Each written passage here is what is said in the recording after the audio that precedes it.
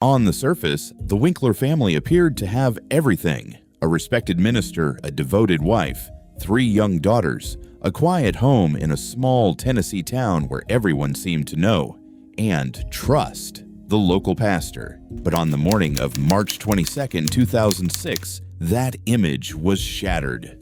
31-year-old minister Matthew Winkler was found dead in his bed, killed by a single shotgun blast to the back. His wife, Mary Winkler, was gone. So were their 3 daughters. For nearly a day, authorities didn't know whether Mary was a victim, a witness, or the prime suspect. Then, hundreds of miles away, police located her in Alabama, and the case took a dramatic turn. Mary admitted she had fired the fatal shot, but what happened next divided the nation. Was this a calculated act of murder, or had years of alleged abuse pushed an ordinary woman to a breaking point? This is the story of one of America's most controversial homicide cases.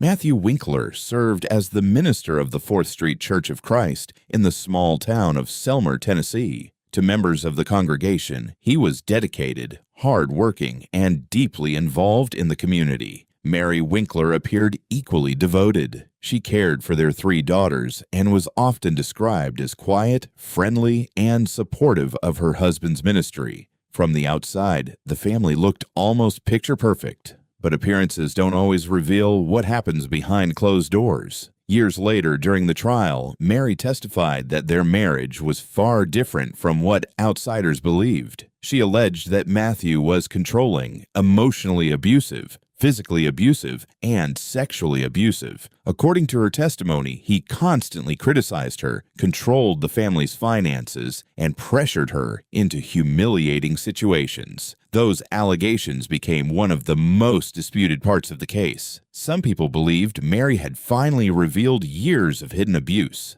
Others questioned why there had been so few public signs of such behavior before the shooting. On March 22, 2006, church members became concerned after Matthew failed to attend scheduled church activities. When someone entered the family's home, they discovered a horrifying scene. Matthew was lying in bed, dead from a single shotgun wound. The weapon was still inside the house, but Mary and the children were nowhere to be found. Almost immediately, investigators issued an alert. Because Mary had disappeared with the children, authorities initially feared she might have been abducted or that the family was in danger. The search didn't last long. The following day, police located Mary and the children at a motel in Orange Beach, Alabama. The children were safe. Mary was taken into custody without incident. Soon afterward, she admitted she had shot her husband, but her explanation would raise even more questions than answers. According to Mary's early statements, she never intended to kill Matthew.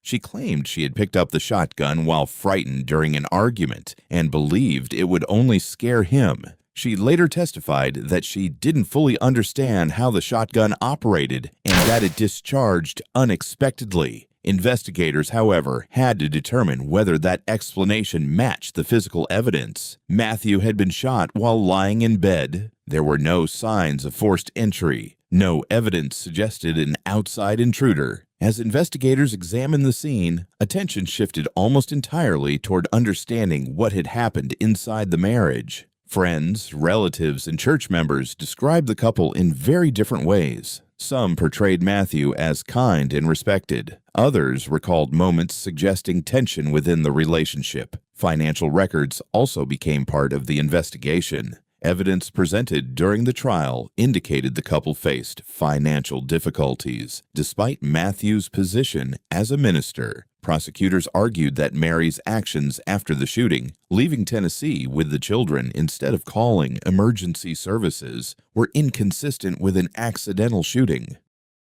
The defense argued that trauma, fear, and years of alleged abuse affected her decisions after the incident. The case was becoming less about a single gunshot and more about what had happened throughout the marriage.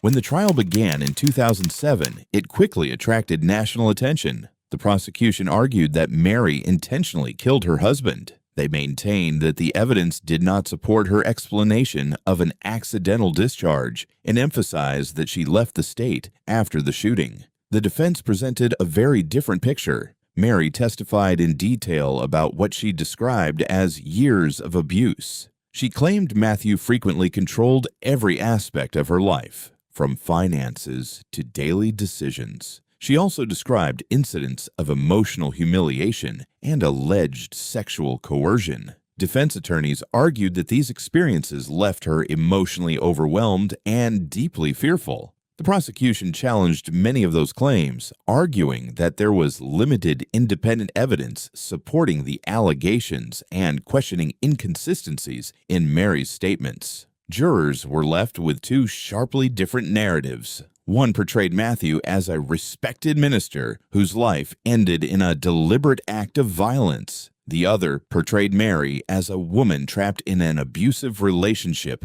who reached a tragic breaking point. After hearing testimony from both sides, the jury began deliberations. Their decision surprised many observers. Instead of finding Mary guilty of first-degree murder, they convicted her of the lesser charge of voluntary manslaughter. The verdict reflected the jury's conclusion that the circumstances were more complex than a straightforward intentional murder, even though they still held Mary criminally responsible for Matthew's death.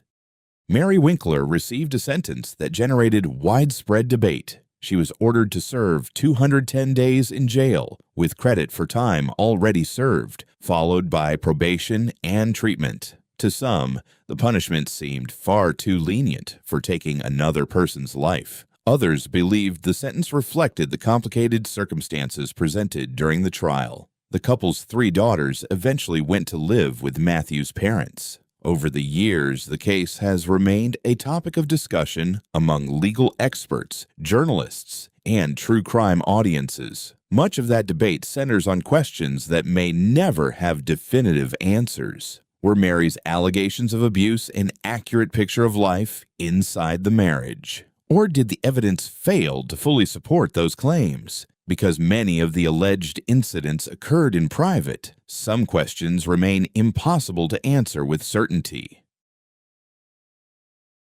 The death of Matthew Winkler ended one life and forever changed many others. What appeared to be a peaceful family was revealed to have a far more complicated story, one shaped by conflicting testimony, unanswered questions, and deeply divided opinions. Nearly 2 decades later, people still disagree about what happened inside that Tennessee home. Let me know your thoughts in the comments below. And if you enjoyed this video, don't forget to like, subscribe, and turn on notifications for more true crime stories. Until next time, stay curious and stay safe.